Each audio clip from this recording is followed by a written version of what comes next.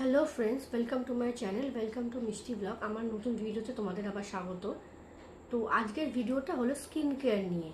আমরা অনেক সময় মেকআপ করি, বুঝি না যে তার আগে কি স্কিন কেয়ার করা উচিত, তার পরে কি স্কিন কেয়ার করা উচিত। তো আজকে তোমাদের আমি ডিটেলসে যেটা দেখাবো, বলবো যে স্কিন কেয়ারটা খুব মাস্ট। যে কোনো মেকআপের ক্ষেত্রে বা মেকআপ রিমুভের পরে স্কিন কেয়ারটা প্রচণ্ড মাস্ট।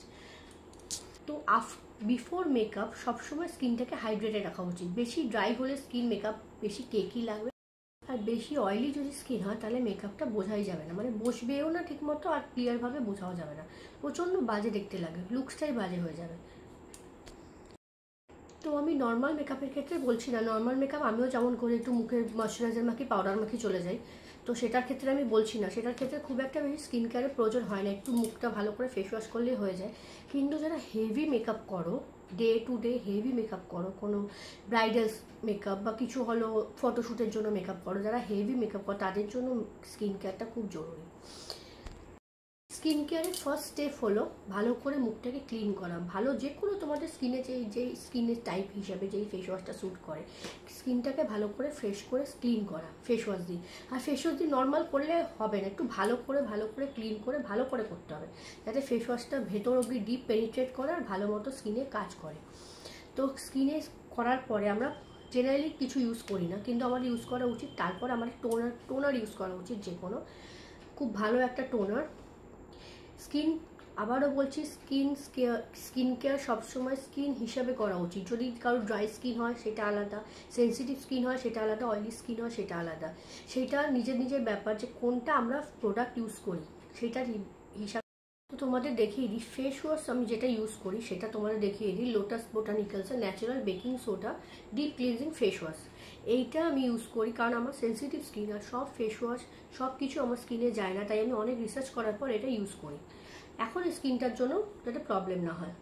তারপর যেটা আমি ইউজ করি সেটা হলো টোনার, প্লামের রাইস ওয়াটার নিয়াসিনামাইড টোনার। এই টোনারটা, এটা খুব ভালো, যাতে কোনো পিগমেন্টেশন থাকে, কোনো ইয়ে থাকে। আমার অনেক সময় অনেক অ্যাকনি মার্কস ছিল, এগুলো সব হাইড হয়ে গেছে এই টোনারটা ইউজ করে। খুব ভালো এই টোনারটা।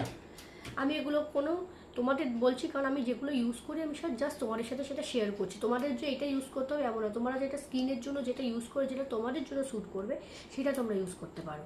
তাহলে প্রথমে ফেস ওয়াশ ইউজ করতে হবে, তারপরে ভালো করে স্কিনটা হাইড্রেটেড করার জন্য টোনার ইউজ করতে হবে।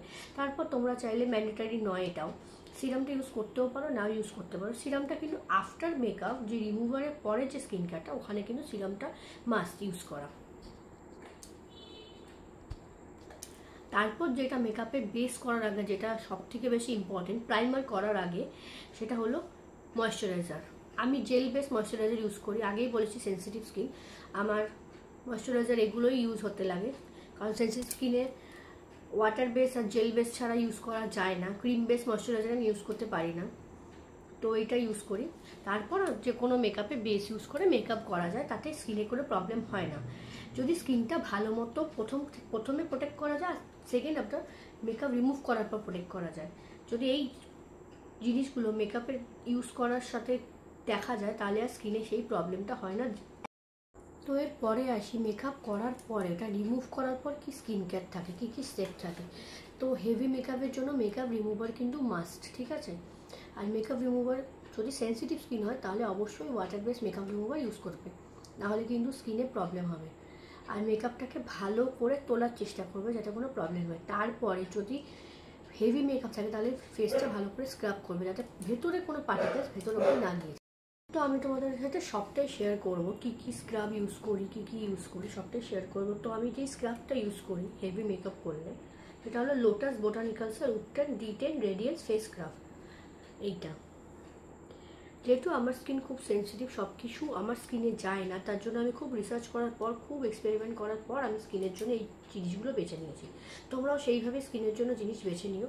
তো মেকআপ রিমুভারটাও তোমাদের দেখিয়ে দিই, যে ওয়াটার বেস মেকআপ রিমুভারটা আমি ইউজ করি, সেটা হলো এইটা, Lakme micellar pure micellar water, cleanse hydrate effectively removes everyday makeup. ঠিক আছে, তো ভালো করে স্কিনটা স্ক্রাব করার পরে, ভালো করে যখন স্কিনটা স্ক্রাব হয়ে যাবে, তারপরে একটু ওয়েট করবে, ওই 3 থেকে 4 মিনিট ওয়েট করবে। ওয়েট করার পরে আবার সেম টোনার রিপিট করবে, রিপিট করার পর আবার 2-3 মিনিট পরে সিরাম ইউজ করবে। তারপরে ময়শ্চারাইজারটা ম্যান্ডেটারি নয়, ময়শ্চারাইজার ইউজ করতেও পারো, অনেক সময় নাইট রুটিনে ময়শ্চারাইজার অনেকে ইউজ করে বা সিরাম ইউজ করে শুয়ে পড়ে, ঠিক আছে, ইউজ করতে পারো না ইউজ করতে পারো। তো আশা করি তোমাদের এই ভিডিওটা খুব হেল্পফুল হবে। আর যদি তোমাদের কোনো কোয়ারিজ থাকে আমাকে অবশ্যই কমেন্টে জানিও যে কী তোমরা জানতে চাও, বা কিছু যদি আমি মিস আউট করে গিয়ে থাকি তোমরা সেটা জেনে থাকো তবে সেটাও আমাকে জানিও। আমি তোমাদের দেখাই যে সিরামটা আমি ইউজ করি, এটা হলো সেম টোনারের যেটা ইউজ করি সেটাই সিরামটা ইউজ করি,